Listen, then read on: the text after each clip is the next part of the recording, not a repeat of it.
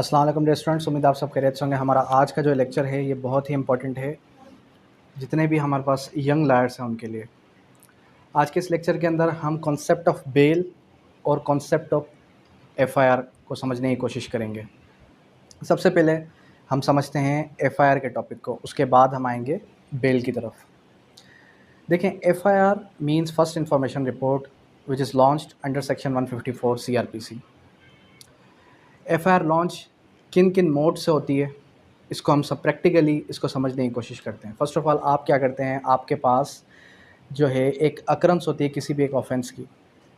एक ऑफेंस हुआ, कमिट हुआ, आप जो है विक्टिम हैं, कंप्लेनेंट हैं। अब आप एफआईआर किस तरीके से लॉन्च करवाएंगे? आप सबसे पहले जाएंगे पुलिस स्टेशन।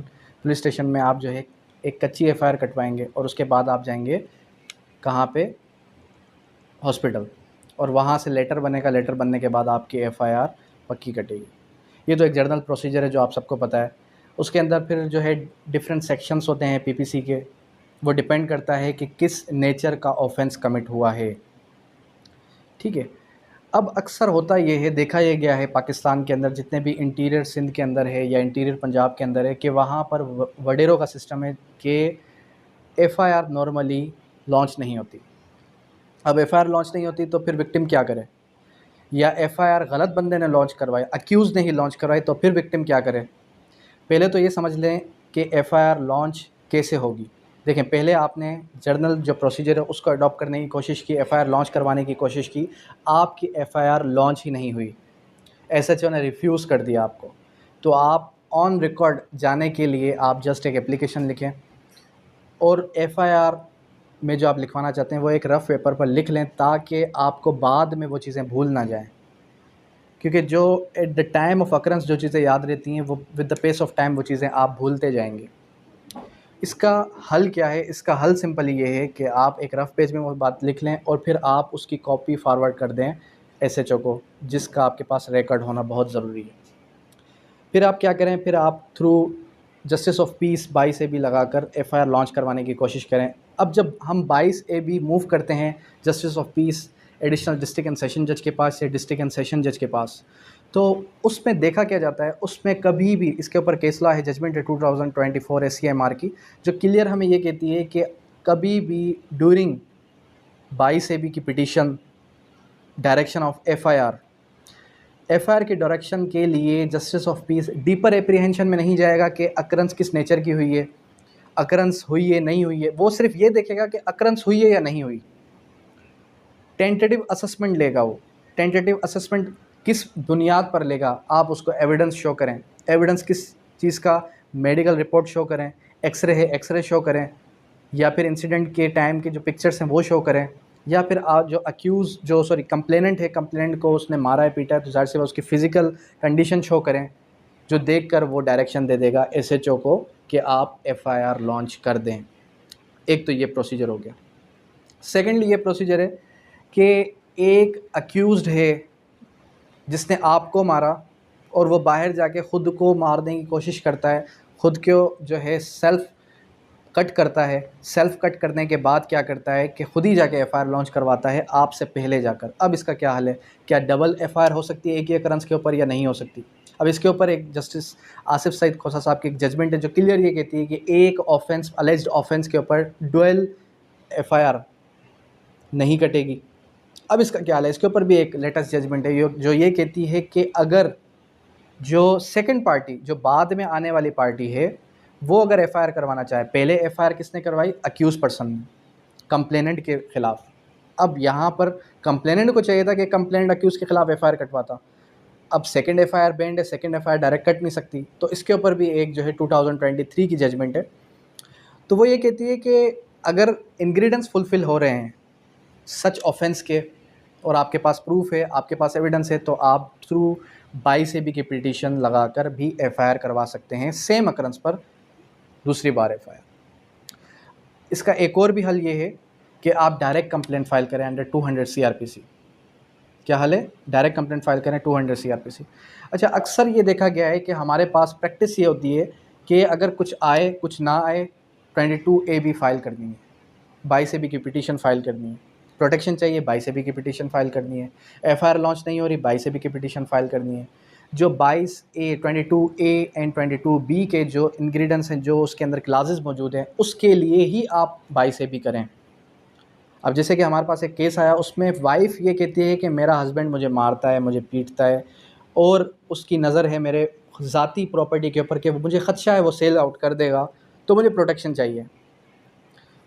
तो एडवोकेट ने उसको कहा कि बेहतर ये है कि आपको अगर मारता पीटता है तो हम डोमेस्टिक वायलेंस की तरफ जाएं। डोमेस्टिक वायलेंस जो हमारे पास रेमेडी है आपको अवेल करवाने की, नहीं नहीं नहीं, मुझे प्रोटेक्शन चाहिए। इट मीन्स कि लिटिगेंट के माइंड में ऑलरेडी ये बात है कि मुझे प्रोटेक्शन चाहिए। तब आप क्या करेंगे? तो डिफरेंट रेमेडीज़ अवेल करने की कोशिश करें। इसी तरीके से आप जो है डायरेक्ट एप्लीकेशन फ़ाइल कर सकते हैं, किसके पास? मजिस्ट्रेट के पास, अंडर सेक्शन 156 सब क्लास 3 के।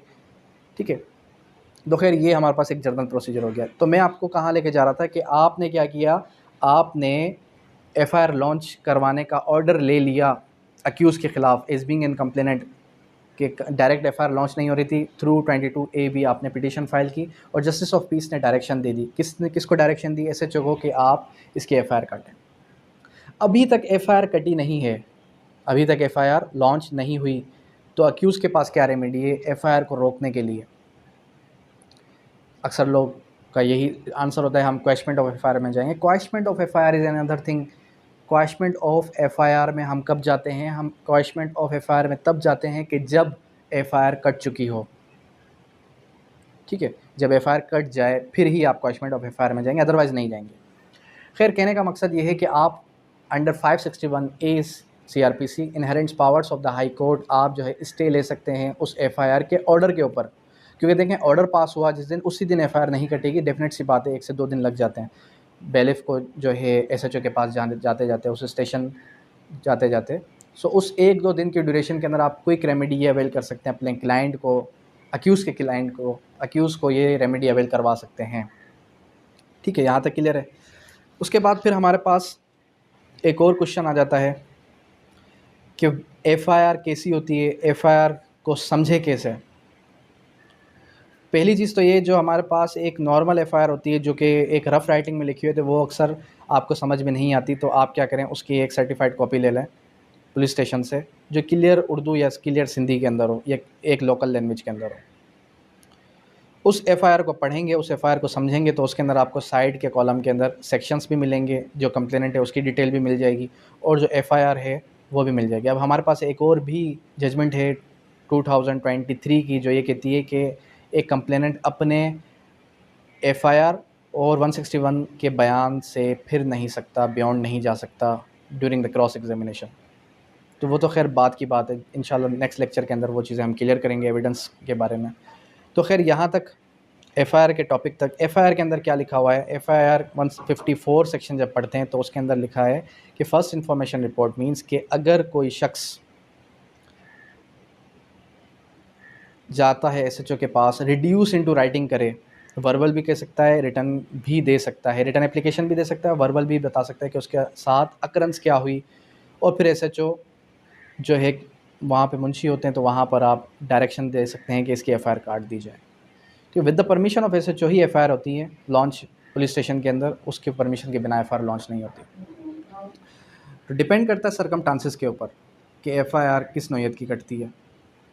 अब ये तो कट गई एफआईआर, अब हम आते हैं बेल के टॉपिक के ऊपर कि बेल किस तरीके से ग्रांट की जा सकती है, बेल किस तरीके से अवेल की जा सकती है, bail pre arrest, bail after arrest के अंदर क्या डिफरेंस है। सबसे पहले ये चैप्टर है एक, जो कि chapter number 39 CrPC section 496 to 502 CrPC तक है, जिसके अंदर 2 टॉपिक्स हैं आपके, एक श्योरिटी का टॉपिक है और एक आपका बेल का टॉपिक है। फिर बेल के अंदर कैटेगराइज किया गया है 2 टॉपिक्स के अंदर, bail pre arrest, bail after arrest. जो bail after arrest, post arrest bail है, उसका सेक्शन है 498, और जो बेल प्री अरेस्ट का सेक्शन है 498, जो बेल आफ्टर अरेस्ट का सेक्शन है 497 सीआरपीसी। ठीक है, फिर कैंसिलेशन ऑफ बेल का जो प्रोविज़न है 497 सब क्लास 5 सीआरपीसी, और फिर bailable and non bailable offences का जो सेक्शन है 496 सीआरपीसी। ऑफेंस होते हैं 2 नेचर के, एक होता है कॉग्निजेबल, एक होता है नॉन कॉग्निजेबल। कॉग्निजेबल जब ऑफेंस होगा तो उसकी एफआईआर कटती है under section 154 CrPC. Cognizable offence वो होता ऑफेंस दोज ऑफेंसेस जिसके अंदर पुलिस किसी भी शख्स को अरेस्ट कर सके विदाउट वारंट, किसी भी शख्स को क्या कर सके, अरेस्ट कर सके, ठीक है, जिसकी पनिशमेंट प्रोवाइड की गई हो पीपीसी के अंदर। और जो पीटी ऑफेंसेस होते हैं, किसी का जो है मोबाइल फ़ोन, वॉलेट जो है स्नैच हो गया, या सॉरी स्नैच से मुराद ये कि गुम हो जाता है, आपका CNIC गुम हो जाता है, बाइक गुम हो जाती है, तो उसकी होती है आपकी NC के full form non cognizable report under section 155 CRPC। फिर उसके बाद आ जाते हैं दो कैटेगरीज जो 496 CRPC प्रोवाइड करती है, जिसे हम कहते हैं bailable and non bailable offences. अब आप जाते हैं, पहले हम समझते हैं बेल प्री अरेस्ट को, फिर हम समझेंगे बेल आफ्टर अरेस्ट को। प्रैक्टिकल सिनेरियो समझते हैं। बेल प्री अरेस्ट क्या है? बेल प्री अरेस्ट एक FIR कट गई आपके क्लाइंट के ख़िलाफ़ और वो अरेस्ट होना नहीं चाहता। अब डेफिनेट सी बात है, वो एक रिस्पेक्टेबल पर्सन है और वो कहता है कि ये झूठी FIR है, झूठी है सच्ची है वो बात की बात है, जब एविडेंस लीड होगी तभी पता चलेगा कि ये FIR सच्ची है या झूठी है, वो बात की बात है। अब हम समझते ये हैं कि उसकी बेल प्री अरेस्ट आप किस तरीके से कंफर्म करवाएंगे। पहले आप बेल का बेहतरीन ड्राफ्ट बनाएं। एक अच्छा एडवोकेट वही है जिसको ड्राफ्टिंग अच्छी आती है। एक अच्छा एडवोकेट वही है जो ड्राफ्ट मैन पर रिलाय ना करे, वरना अक्सर ऐसा होता है कि ड्राफ्ट मैन आपकी पूरी बात सुनता नहीं है, समझता नहीं है और फैक्ट्स मैनिपुलेट करके लिख देता है, जो बाद में अगर विजिलेंट जज होगा तो वो उस चीज़ को नोट डाउन कर सकता है। तो बेहतर यही है कि आप अपना ड्राफ्ट खुद बनाएं, ड्राफ्टिंग खुद करें। जितनी अच्छी ड्राफ्टिंग होगी उतने ज़्यादा स्ट्रांगली आप बोल सकेंगे।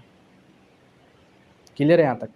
फर्दर बेल प्री अरेस्ट किस तरीके से हम फाइल करते हैं? बेल प्री अरेस्ट हम फाइल इस तरीके से करते हैं कि जब आप बेल ड्राफ्ट आपका बन गया, बेल ड्राफ्ट बनने के बाद, फॉर सपोज ये बेल ड्राफ्ट है, तो इस बेल ड्राफ्ट बनने के बाद आप इसकी एक कराएंगे, एक अनदर सेट बनवाएंगे अदर साइड का, जो कि ADPP को जाएगा।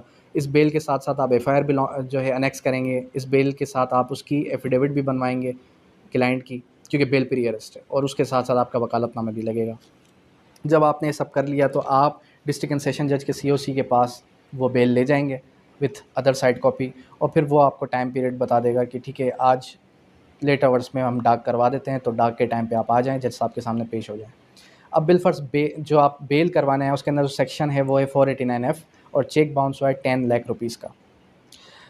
तो eight the time of interim bell, interim bell जिसको उर्दू में कच्ची ज़मानत कहा जाता है, इंटरिम बेल क्या होती है? इंटरिम बेल करवाने के लिए आप जाते हैं जज साहब के ऑफिस में, चैम्बर में, तो जज जो है वो FIR को देखता है कि चेक कितने का था, 10 लाख का था, ठीक है 2 लाख रुपये श्योरिटी पर इंटरिम बेल ग्रांटेड। 2 लाख हो ना हो, जज साहब ने आर्डर पास कर दिया, उसके इंटरिम बेल का आपका आर्डर बन के आ जाएगा। और जब तक बेल कंफर्मेशन की डेट नहीं लगती, हेयरिंग की डेट नहीं लगती, उससे पहले पहले आपने अमाउंट ऑफ श्योरिटी का बंदोबस्त करना है। अमाउंट ऑफ श्योरिटी पैसों की सूरत में हो सकता है, बॉन्ड की सूरत में हो सकता है, या फिर व्हीकल के कोई भी डॉक्यूमेंट्स हो सकते हैं। खैर, अब क्या होगा, जैसे ही वो आपका इंटरिम बिल का सर्टिफाइड आपने निकलवाई, इंटरिम बिल की सर्टिफाइड निकलवाने के बाद आपने श्योरिटी होल्डर हाथ किया, कोई दोस्त यार जो आपके लिए श्योरिटी रखवा दे, श्योरिटी रखवाई उसने 2 लाख रुपए। फिर आपने कंफर्मेशन से पहले पहले इन्वेस्टिगेशन ज्वाइन करनी है। इन्वेस्टिगेशन कैसे ज्वाइन होगी? वो बेल का इंटरिम बेल का ऑर्डर आप लेके जाएंगे किसके पास? पुलिस स्टेशन लेके जाएंगे, IO से मिलेंगे, इन्वेस्टिगेशन ऑफिसर से। वो IO जो आपकी FIR में नामजद होगा, ASI, उसकी FIR के अंदर लास्ट में उसका नाम लिखा हुआ होगा। IO के पास जाते हैं आप, जब आप IO के पास जाते हैं तो IO आपसे प्रॉपर इन्वेस्टिगेट करता है, क्या हुआ, कैसे हुआ, इंटरोगेशन करता है, और फिर ले दे के कुछ ना कुछ जैसे होता है पुलिस में वैसे आपने किया। जब बेल कंफर्मेशन की डेट आई, अच्छा आप मीन्स आपका क्लाइंट, आप मीन्स आप वकील नहीं जाएंगे पुलिस स्टेशन, क्योंकि एक अच्छा वकील वो है जो पुलिस स्टेशन ना जाए। एक अच्छा वकील वो है जो किसी ऑफिस में ना जाए बल्कि उस ऑफिस वालों को कोर्ट में बुलाए, पुलिस स्टेशन ना जाए बल्कि पुलिस स्टेशन वालों को कोर्ट में बुलाए। ठीक है, एक वकील का काम नहीं है कि वो पुलिस स्टेशन के चक्कर काटे, क्योंकि ये आपका पर्सनल मैटर नहीं है, ये आपके क्लाइंट का मैटर है। क्लाइंट के मैटर को क्लाइंट के मैटर की हद तक ही रखें तो ज़्यादा बेहतर है। ठीक है, तो खैर हम कहाँ पर थे? अब आती है डेट कन्फर्मेशन ऑफ बेल की। कन्फर्मेशन ऑफ बेल, हमारे पास जितने भी केस लॉज देखते हैं हम, तो आपको दोनों साइड के केस लॉज मिलते हैं, पॉजिटिव भी नेगेटिव भी। आपने आर्ग्यूमेंट्स में कब हर बात कर सकते हैं दुनियावी, लेकिन आपने आर्ग्यूमेंट्स में कभी भी ऐसी बात नहीं करनी जो आपके ख़िलाफ़ जाए, आपके क्लाइंट के ख़िलाफ़ जाए, ऐसी कभी भी कोई बात नहीं करनी। अब करना क्या है आर्ग्यूमेंट्स में? सबसे पहले आपने एफआईआर देख के पढ़नी है। एफआईआर के अंदर जो लूप होल है, जो डिले एफआईआर है वो पढ़नी है। जो आपको दिखता है कुछ ना कुछ केस के अंदर ये मसला है, आपने एफआईआर पढ़ी शॉर्टली 2 से 3 मिनट के अंदर, और उसके बाद आपने लॉ पर बात करनी है कि लॉ इसके बारे में क्या कहता है। आया ये कॉग्निजेबल, आया ये बेलेबल ऑफेंस है या नॉन बेलेबल ऑफेंस है। अगर ये नॉन बेलेबल ऑफेंस है, 489F का मैं बात कर रहा था आपको, तो उसी पे हम लेके चलते हैं ना। तो 489F का मैटर है जिसकी पनिशमेंट कितनी 3 ईयर्स। तो 2023 SCMR और इसकी MLD की भी एक जो है जजमेंट्स हैं इसके ऊपर 1 से 2, जो मैंने रिसेंटली कोट की थी एक बेल आर्ग्यूमेंट्स में। तो उसके अंदर ये क्लियर लिखा हुआ है, if the offence does not fall with in the ambit of prohibitory clause so the bail shall be granted as a matter of right. कि ऐसे ऑफेंसेस जिसकी सज़ा 10 साल से कम है, तो ऐसे ऑफेंसेस में कोर्ट को bail as a matter of right grant करनी चाहिए। लेकिन कोर्ट ये देखती है कि जो 489F का मैटर है ये एक फाइनेंशियल मर्डर है। ये क्या है? ये एक फाइनेंशियल मर्डर है। इसके अंदर बेल होनी तो चाहिए, लेकिन इसके अंदर श्योरिटी अमाउंट ह्यूज होना चाहिए। इट मीन्स कभी कभी ऐसा भी होता है कि 10 लाख का चेक है तो जज साहब आपका 5 लाख 10 लाख का भी चेक रखवा सकते हैं। वो डिपेंड करता है जज की डिस्क्रिशन के ऊपर। ठीक है,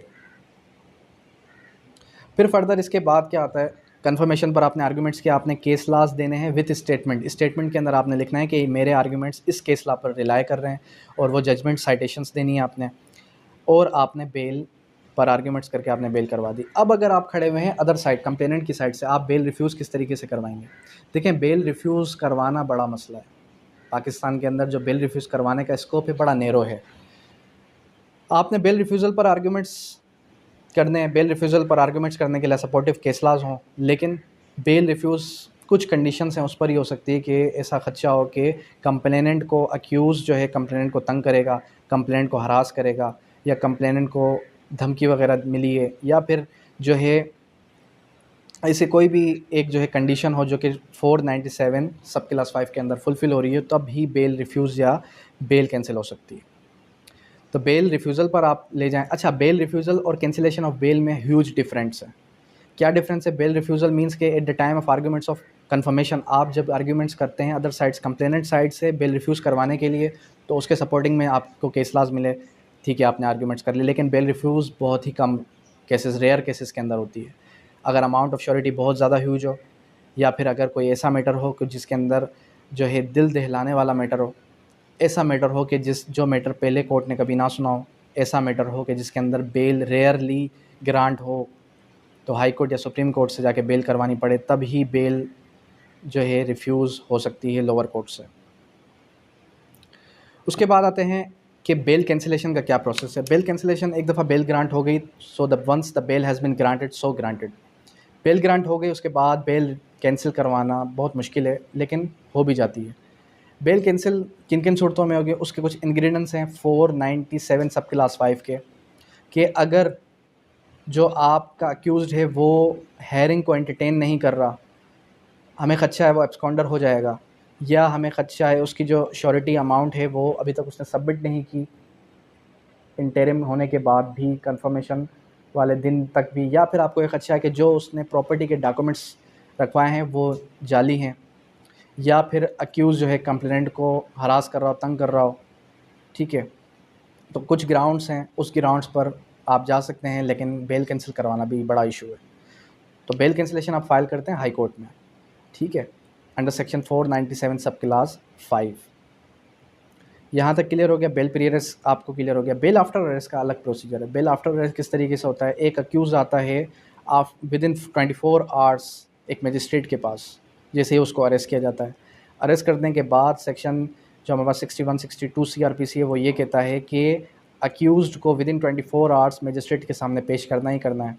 उसको पेश किया, पेश करने के बाद या तो वो होगा रिमांड, या तो होगा PC, या होगा JC, जुडिशल होगा, या पुलिस कस्टडी में जाएगा। आपने अक्यूज़ की तरफ से आप हैं, तो आपने कोशिश ये करनी कि उसको क्या करें, उस कस्टडी को आप जेल भिजवाएं, जुडिशल करवाएं।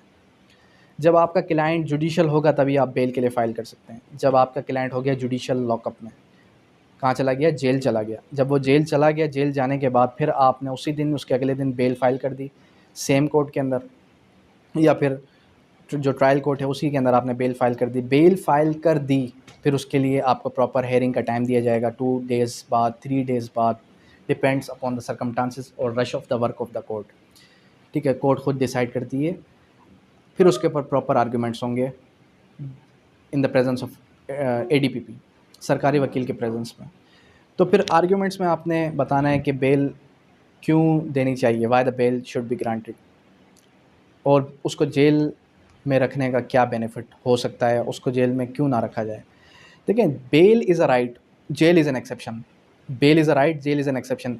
रेयर केसेस के अंदर जेल में रखा जाता है, तकरीबन बेल ग्रांट हो जाती है। हमारे कराची के अंदर जब हम प्रैक्टिस करते हैं तो हम ये देखते हैं कि अक्यूज़्ड पर्सनस की बेल क्यों नहीं होती, उनको ऑन करने के लिए उनकी प्रॉपर्ली उनकी फैमिलीज़ नहीं आती, या अगर उनके वकील अगर प्रॉपर्ली उनकी बेल करवा देते हैं तो श्योरिटी रखवाने के लिए उनके पास श्योरिटी होल्डर नहीं होता, या फिर श्योरिटी रखवाने के लिए उनके पास अमाउंट ऑफ श्योरिटी नहीं होती, गरीब होते हैं, जिसकी वजह से वो बेचारे 6-6 महीने, साल-साल, 2-2 साल जेल के अंदर पड़े रहते हैं। और ऐसे माइनर ऑफेंसेस के अंदर जिनकी सज़ा ही कोई 3 महीने है, वो ट्रायल चलेगा तो उसको सज़ा मिलेगी।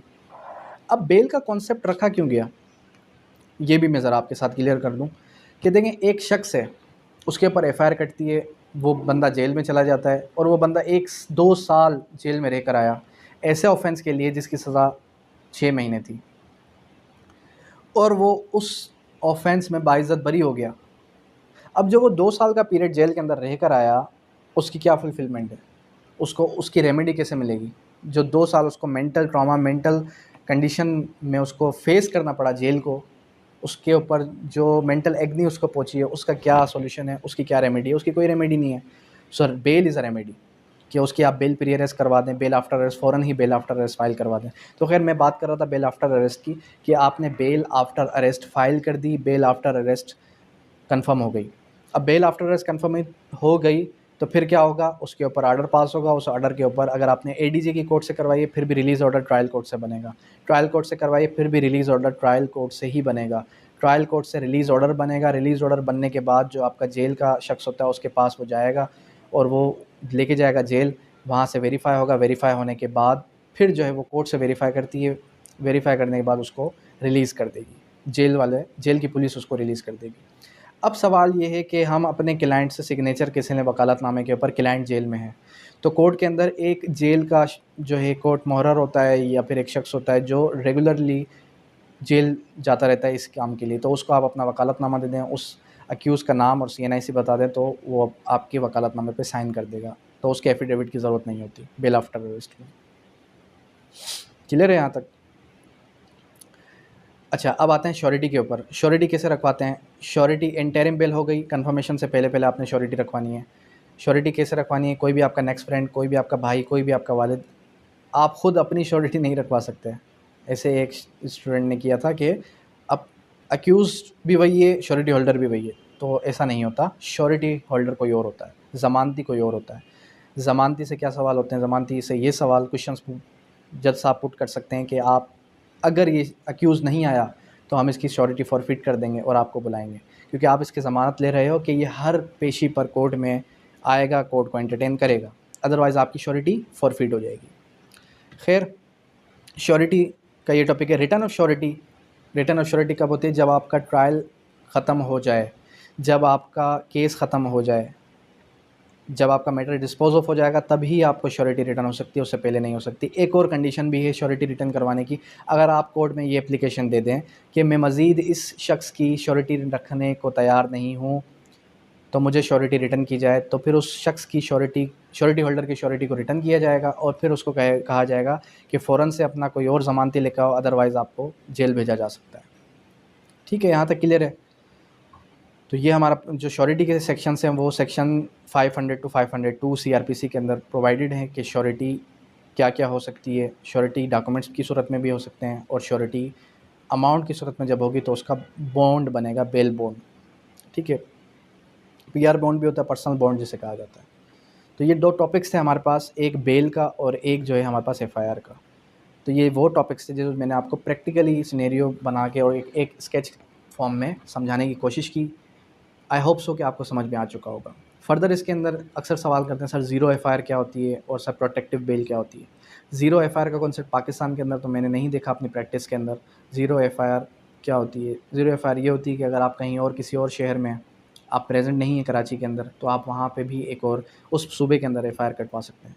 और जो आपके पास प्रोटेक्टिव बेल का कॉन्सेप्ट है वो ये है कि अगर आप किसी और सूबे, किसी और शहर के अंदर हैं और आपको ये खदशा है कि मैं अगर कराची पहुँचूँगा तो मेरी फ़ौरन ही गिरफ़्तारी हो जाएगी, मुझे फ़ौरन ही अरेस्ट कर लिया जाएगा, तो आप उस सूबे की हाई कोर्ट से भी प्रोटेक्टिव बेल करवा सकते हैं। ठीक है।